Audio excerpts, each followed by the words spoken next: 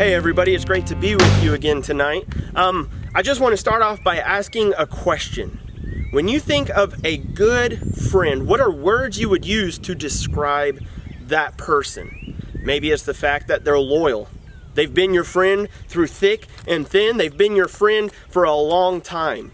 Maybe you would just say that you share a lot of common interests, that you can call them up and say, hey, you want to go fish or shoot hoops or whatever it is. They have a common interest as you.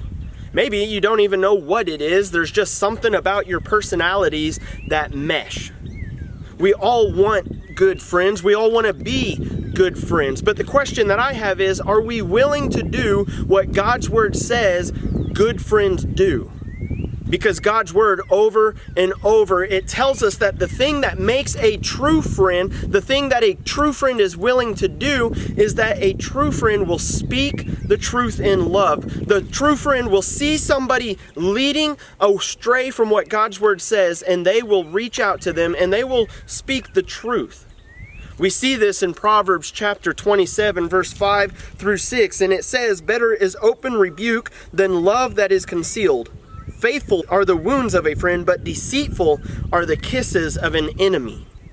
We see that in the life of David, Nathan was this kind of friend to David. Because what happened is David saw Bathsheba on the mount or on the top of the roof bathing, and he thought she looks good. So he ends up going to her, having her, actually he calls for her, has her come to him, and he sleeps with her. And he thinks he got away with it. And then Uriah comes, and David actually has Uriah get killed. He tries to have Uriah sleep with Bathsheba because Bathsheba is pregnant, but Uriah is more of a man than David is. Even after David gets Uriah drunk, Uriah is still a bigger man than David is. And so then David sends Uriah to the front lines, has Uriah killed in the battle because he actually has his whole army retreat from Uriah.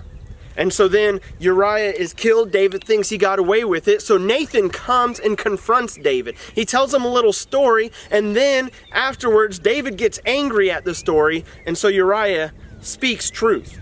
He says, "David, you're that man.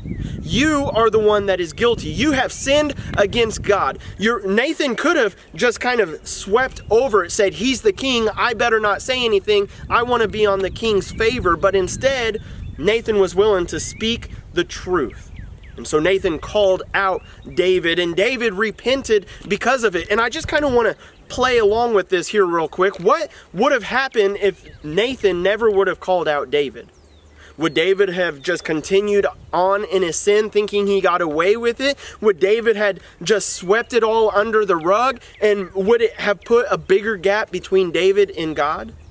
Because Nathan was willing to do what God called him to do, be a true friend. Even though David could have been angry with Nathan, could have actually had Nathan killed, but instead we see that David wrote one of the most beautiful psalms there are in Psalm 51, where in Psalm 51:10 David says, "Create in me a clean heart, O God, and renew a right spirit within me." We see that Paul is a true friend in the New Testament to all the churches, because especially in 1 Corinthians, the church thinks, hey, we're a church that is showing love. We're a church that is doing what we're supposed to do. And David says, whoa, you have somebody in your assembly who is sleeping with their father's wife, and you're welcoming it. And so Paul's willing to call a spade a spade. He's saying, hey, I love you too much to let you go on in this. And so we see that a true friend is a friend who is going to speak the truth. It says, faithful are the wounds of a friend. It is far better to speak the truth and tell your friend this is where you are falling away from God's path than to instead just sit back and say, well, let them live the life that they want to live. I'm not going to call them out on it. And so my question is twofold. First off, do you have someone in your life who is willing to speak like this, who is willing to give you those wounding or those faithful wounds for your better? Are you willing to open up to somebody and ask them, hey, I need somebody to keep me on the straight and narrow. I have spoken about biblical community, about us trying to come together as a close group, finding 4 or 5 people who we are willing to let into our lives so that we can try and become as holy as we can be, all for the glory of God.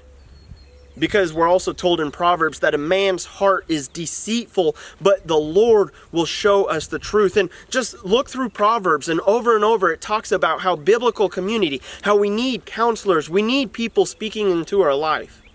So do we have someone in our life who is willing to ask the hard questions? And if not, are we willing to give that permission to somebody? Are we willing to say, hey man, I care too much about trying to live for God, and I know that I'm capable of falling short, and I'm capable of deceiving myself. So if you see me falling short, please speak into my life. And right now we might be thinking, hey, I don't want somebody knowing that much about me. I don't want somebody telling me what to do or speaking into my life like that. But God's word tells us, faithful are the wounds of a friend, and deceitful are the kisses of an enemy. And then my last question is, are you that kind of friend? Are you the kind of friend who will openly rebuke someone for their good? Or are you instead somebody who's going to stay quiet and just be a yes man?